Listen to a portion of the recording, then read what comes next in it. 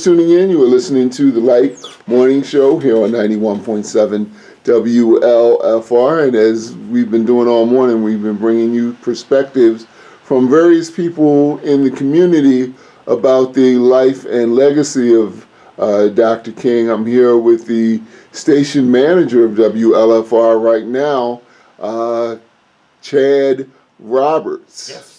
Chad Roberts. I wanted for some reason I was going to call you Kyle or something. No. Okay. No. Well, first of all, would you introduce yourself, because this is your first time being on the air with me? Yeah, I'm the general manager of WLFR. Plus, I am a faculty member in the communication department here at Stockton University. So I teach audio production, sports broadcasting, podcasting, a number of different courses within the department. If it comes to a speaker, I teach you. There you go. Yeah, exactly. If it comes to talking, either in front of a microphone or whatever, I'm pretty much your guy. Okay. Well, thanks for taking time out of your busy schedule no problem. to be a part of the show today. So we'll get you started on this. In 2026, what would you say is Dr. King's legacy now? Oh, well, Dr. King's legacy is a fascinating one in the terms that, the way I like to look at it and think about it is when he was obviously making his speech, the I Have a Dream speech, he wanted equality, and that's all I think Dr. King ever wanted, was he wanted people, men, women, children, didn't matter, to just look at one another and basically look beyond color and be able to see that we all have, some similarities. And one of the big ones is we're all just trying to make it in this world in some way, shape, or form. And it's become unfortunate because here in 2026, we are nowhere near that legacy and that belief. And in fact, I think in some ways we're getting further apart from it. When you look at what is going on, especially with our government today, there seems to be no meat in the middle anymore. It's, if I disagree with you on one thing, I have to disagree with you sort of on everything. And it devolves into this more, yelling, screaming, my side is better than your side somehow. And it's sad, because we should get away from that again, and we should be able to just say, while we may not agree on everything, there are things that can bring us together.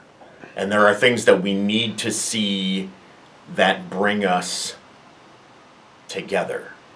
And it's unfortunate, but, watching what happened in my home state, I'm originally from Minnesota, and seeing... Really get off my show. No, I'm kidding. Yeah. I'm kidding. No. I'm kidding. But we as a society anymore can't see that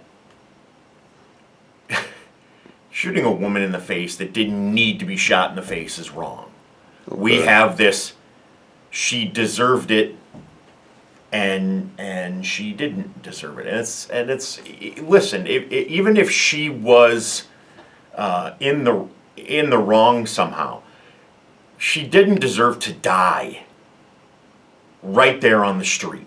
Okay. That I'm sorry, that officer was not, should not have been fearing for his life, because there's no way. Well, let me ask you something. Since you brought up that you're from Minnesota, I've never been there.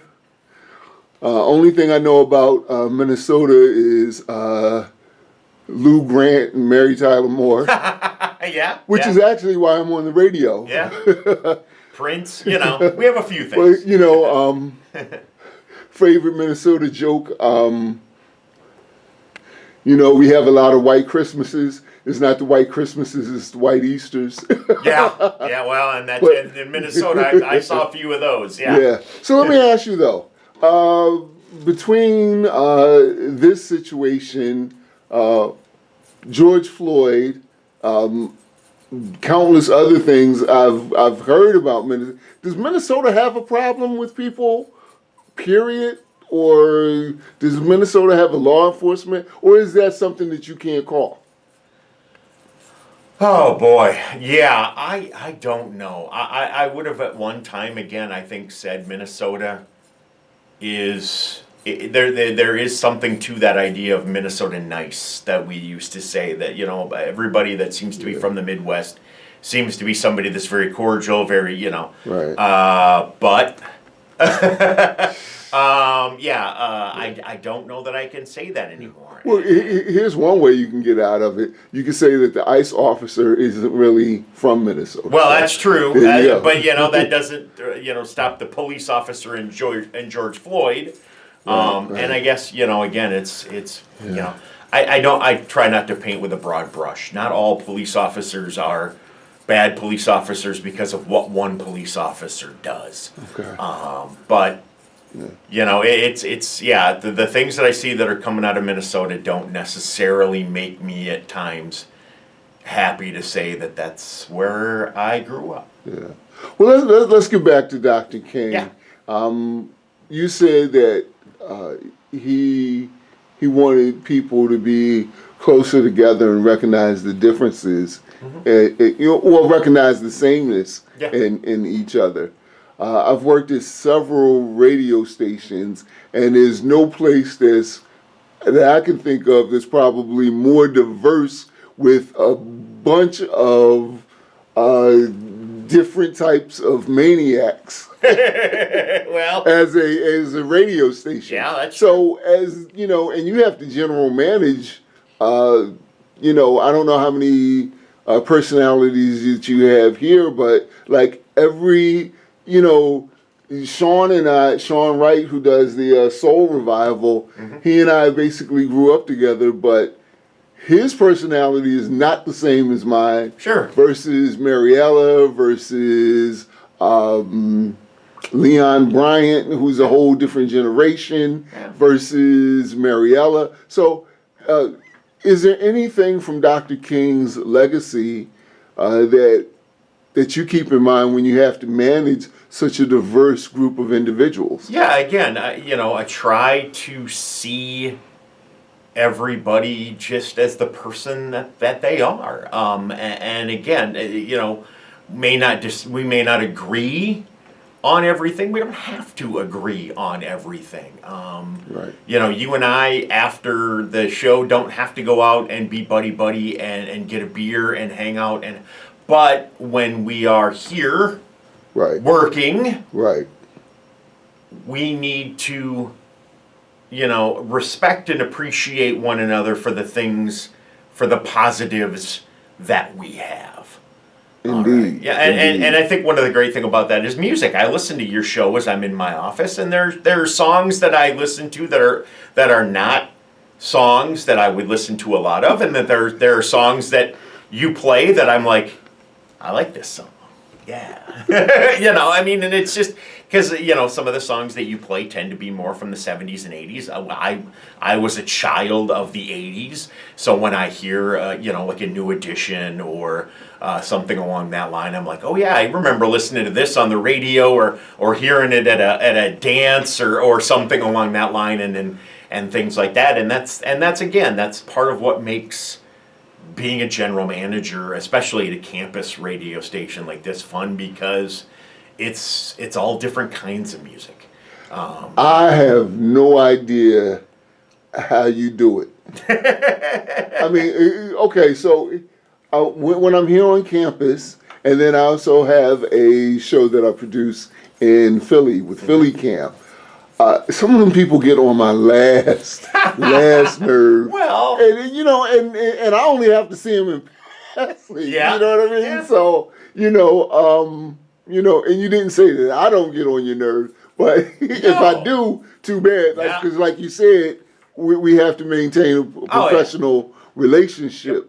So I think the one thing that we have to agree on is that you're in charge, and I always try to Sure. give you that respect. But I've always been somebody too that has said, while the last call may rest with me, I don't know everything. I don't pretend to know everything. Right, And that's right. why, if somebody comes to me with a suggestion, with a way of, I always try to listen because it might be a way to do things better that I may not have thought about. And there are people such as yourselves that have radio experience. I'm not the only one. Yeah, I have. I mean, I've got radio experience going back to 1989. Yeah, Okay. I've got a lot of experience, but it doesn't mean I know everything. And the day I think that I know everything is probably the day I should get out of doing what I'm doing, because it's not going to do me any good to sit here and say I know better than.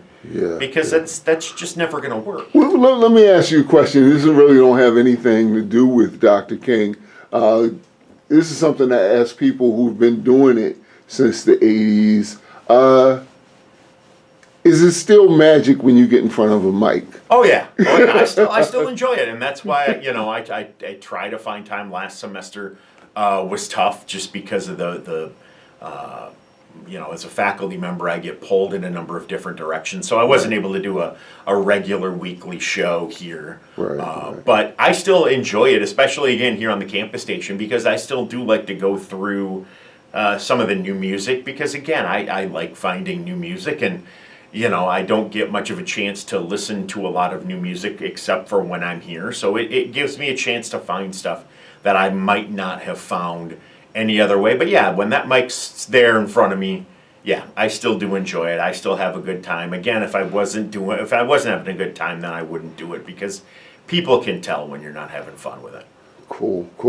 All right, so with regards to Dr. King, and as we wrap up, is there anything you want to say before I let you go? Oh, absolutely. And that is, again, I think there are a number of things that Dr. King has said and believed in, I think that we all need to believe in. And that the first thing, obviously, is we need to stop looking at the color of somebody's skin and start looking at the content of people's character. And that goes for no more than the people that are running this country right now, because I get the feeling they're at the top of this country right now are a lot of people that lack a lot of character. Wow. And yeah, I mean, that's the way I feel. That's my opinion. You take it for what it's worth, but that's my opinion. And the more I think we judge people by character than color, I think the better off we're all going to be. Cool. All right, he is not Kyle. He is Chad Roberts.